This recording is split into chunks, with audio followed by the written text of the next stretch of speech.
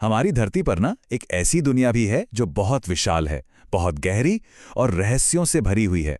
जी हाँ, आज हम बात करने वाले हैं प्रशांत महासागर की और जानेंगे इसके कुछ ऐसे राज जो शायद ही किसी को पता हो। पता है, हमारा जो ये नीला ग्रह है वो पूरे सौर मंडल में सबसे अलग क्यों है? क्योंकि यहाँ पानी है, विशाल महासागर हैं, और ये कोई छोटी मोटी बात नहीं है। सोचिए, हमारी धरती का 71% हिस्सा सिर्फ और सिर्फ पानी से ढका है। लेकिन सबसे मजेदार बात तो ये है कि इस सारे पानी का मतलब लगभग आधा हिस्सा सिर्फ एक ही महासागर में है।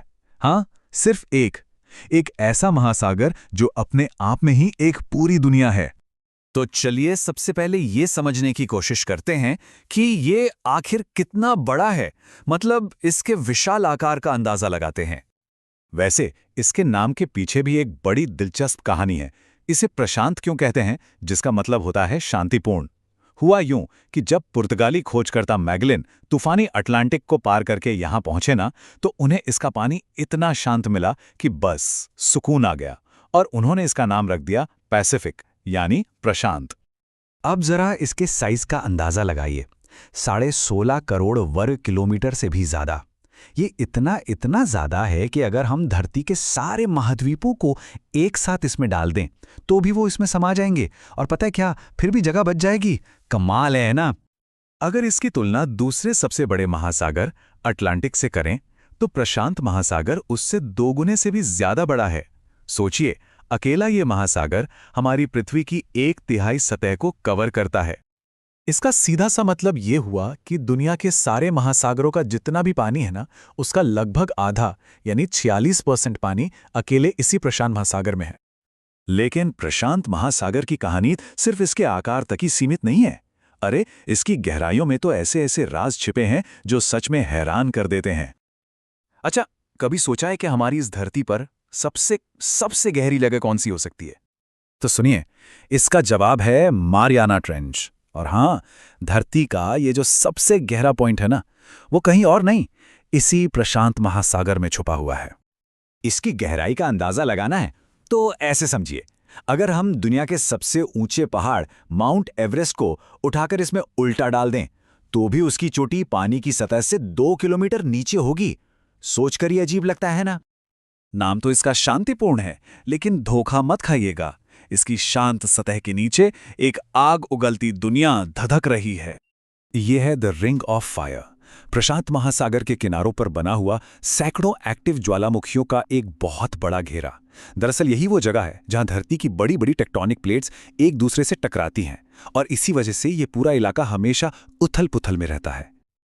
और सबसे हैरान करने वाली बात तो यह है कि दुनिया के 75% एक्टिव ज्वालामुखी कहीं और नहीं, अकेले इसी रिंग ऑफ फायर में है। 75%।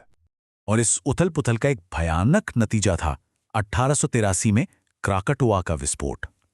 इस एक ज्वालामुखी ने सिर्फ एक दिन में 36,000 से ज्यादा लोगों की जान ले ली थी। तो ये तो हुई इसकी भौगोलिक चरम सीमाओं की बात। चलिए अब जरा आगे बढ़ते हैं और देखते हैं कि कैसे ये महासागर अपने अंदर जीवन की एक पूरी की पूरी दुनिया समेटे हुए हैं। ये महासागर इतना विशाल है कि इसके अंदर ही बेरिंग सागर, जापान सागर और साउथ चाइना सी जैसे कई छोटे छोटे समुद्र हैं, और इन सभी की अपनी एक अलग पहचान, अपना एक अलग इकोसिस्टम है। और सिर्फ समुद्र ही नहीं, इसके विशाल फैलाव में 20,000 से भी ज्यादा द्वीप बिखरे हुए हैं। जी हाँ, 20,000। इनमें से कई तो ज्वालामुखियों के लावा से बने हैं और कई खूबसूरत मूंगे की चट्टानों से। और यहाँ का समुद्री जीवन वो तो कमाल का है। किलर व्हेल और फर सील जैसे कई शानदार जीव यहीं रहते हैं। और तो और वो जो विशालकाय पैसिफिक ऑक्टोपस होता है ना, वो भी यहीं पाया जाता है। जरा सोचिए, एक ऑक्टोपस जिसका वजन 600 किलो तक हो सकता है। और अब आखिर में एक ऐसी कुदरती घटना की बात करते हैं जो देखने में जितनी खूबसूरत है उतनी ही हैरान करने वाली भी।